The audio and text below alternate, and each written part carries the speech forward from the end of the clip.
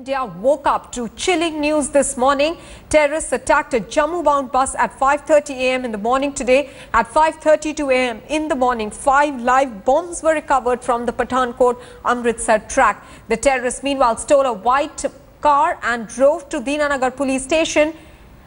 What we know is that about 4 to 5 terrorists are still holed up inside the police station, and the operations are on at the moment, being led by the Punjab police, but reinforcements have been sent by the centre. The NSG commandos are in place. The army is there at the Dinanagar police station as well. The reports of casualties started coming in at 7:30 in the morning. The present casualty figure stands at 12, with 7 cops having died in that encounter, 3 civilians as well as 2 convicts in lockups at the Dinanagar police station. There is a report of at least 1 terrorist having been killed in the attack, but there is no confirmation from the authorities as of now on that particular figure. The army was called in and the BSF has been put on high alert. Home Minister Rajnath Singh spoke with Punjab Chief Minister Prakash Singh Badal and has assured of all possible help. All reinforcement has already been sent across to Gurdaspur, to Punjab. The NSG landed in Gurdaspur, in fact, around 9:30 in the morning, and the encounter at the Dinanagar police station continues.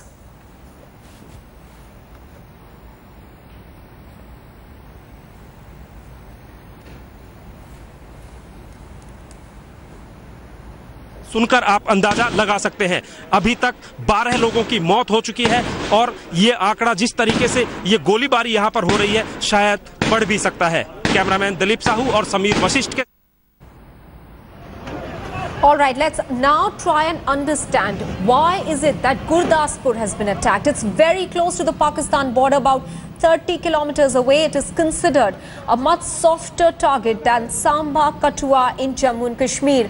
Terrorists are in fact trying to increase their area of operations. Little security despite prior intelligence alerts. That is now being questioned as to why security was not beefed up when there was specific intelligence that an attack could be carried out on a police station or a government building or a school. No terror attack has taken place in Punjab for the last 25 years. But now, as we just heard, former Home Secretary R.K. Singh himself saying that Khalistani militants have been given, and leaders, big leaders in fact, have been given shelter in Pakistan, and that the ISI is egging them on. Army and other specialist commando forces of the NSG and the BSF have been rushed to Dinanagar. According to information that is coming in, it's the Army Special Forces and the NSG which are spearheading the operations. They are the ones at the core of the action. This action is reportedly focused at an abandoned house in the police colony next to the Dinanagar police station. Army helicopters are flying overhead and providing real-time surveillance inputs. Meanwhile, BSF personnel have also been brought in. They know the area and are providing ground intelligence. The local police and the Punjab SWAT teams are giving logistical support to the operations. As for the terrorists, army sources have told India Today that they are highly trained. They are ensuring maximum firing restraint to conserve their ammunition. An AK-47 with an under-barrel grenade launcher, several machines, grenades and several packets of dry fruits have been recovered from the dead terrorists. So it appears that the authorities are now confirming that at least 1 terrorist has been killed in that encounter.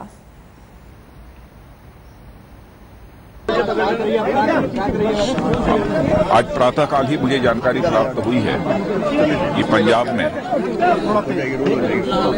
कुछ आतंकवादी border के समीप एक police station में घुस गए हैं और इस संबंध में कार्रवाई चल रही है। प्रातःकाल ही मैंने national security adviser, home secretary और साथ ही कई अधिकारियों से बातचीत की है। फोर्स वहां उस स्थल पर रवाना की जा चुकी है, कार्रवाई चल रही है। इससे अधिक इस समय कुछ नहीं कहना चाहूंगा। मैं समझता हूं कि परिणाम की प्रतीक्षा कीजिए। मैं अभी कोई कमेंट इस संबंध में नहीं करूंगा। अभी तक कार्रवाई चल रही है और मैं पूरी तरह से आश्वस्त हूं कि हम इस कार्रवाई में कामयाब होंगे।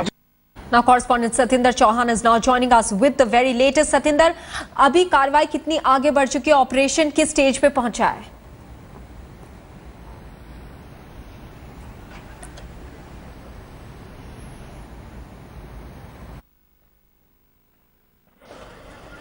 देखिए, गोलियों की आवाज आप साफ सुन सकते हैं। यहाँ पर जहाँ पर मैं खड़ा हूँ, ठीक पीछे वो छत पर अगर आप ध्यान देंगे, वो ब्लैक कैट कमांडो वहाँ पर खड़े हुए हैं। पंजाब पुलिस के जो स्पेशल एसपीजी है, चारों तरफ से इस इलाके को घेरा हुआ है और अभी अभी एक टेररिस्ट की बॉडी को बाहर निकाला है, जिसने कि आर्मी की यूनिफॉर्म पहनी हुई थी। कुल मिलाकर ऑपरेशन जो है पिछले कई घंटों से लगातार जारी है। अगर पूरे इलाके की बात करें तो पूरे इलाके को कॉर्डन ऑफ कर दिया गया है। जहां पर भी नजर जाती है वहां पर पुलिसकर्मी ही दिखाई दे रहे हैं। अगर इस इलाके की बात करूं, मैं यहां से सिर्फ 50 मीटर की दूरी पर खड़ा हूं, जहां पर यह ऑपरेशन चल रहा है।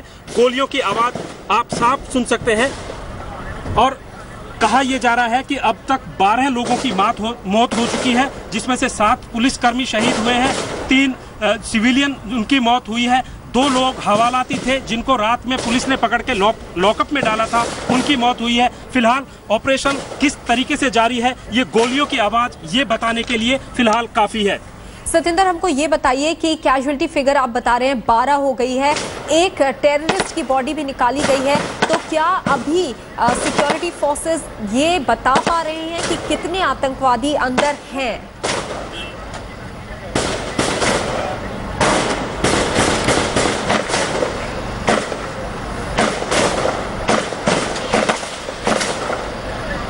देखिए, जो सुबह की बात थी वही बात अभी तक कायम है। जो सुबह फिगर बताया गया था वो फिगर अभी बदला नहीं है, क्योंकि जब तक सिक्योरिटी फोर्सेज उस ऑपरेशन जहां पर चल रहा है उस इमारत के अंदर नहीं घुस जाती हैं, तब तक कुछ भी कहना इम्पॉसिबल होगा। लेकिन फिलहाल जिस तरीके से गोलीबारी यहां पर हो रही है, बम दागे जा रहे हैं, ये आवाजें आप यहां पर सुन सकती हैं। चंद मीटर की दूरी पर ये ऑपरेशन चल रहा है। वो जो सामने जो हॉस्पिटल हम आपको दिखा रहे हैं, इस हॉस्पिटल के अंदर सबसे पहले घायलों को लाया गया था। कहा यह भी जा रहा है कि इस हॉस्पिटल में भी फायरिंग हो रही है। हालांकि यहां पर पुलिस ने फिलहाल कब्जा ले लिया है और जिस तरीके से ऑटोमेटिक गन्स की आवाज आपको ये सुनाई दे रही है, ये दोनों तरफ से फायरिंग हो रही है। ये पुलिस की तरफ से भी फायरिंग हो रही है, कमांडोज की तरफ से भी फायरिंग हो रही है और जो है आतंकियों की तरफ से भी लगातार फायरिंग हो रही है। एक आतंकी की मौत अभी तक हुई है।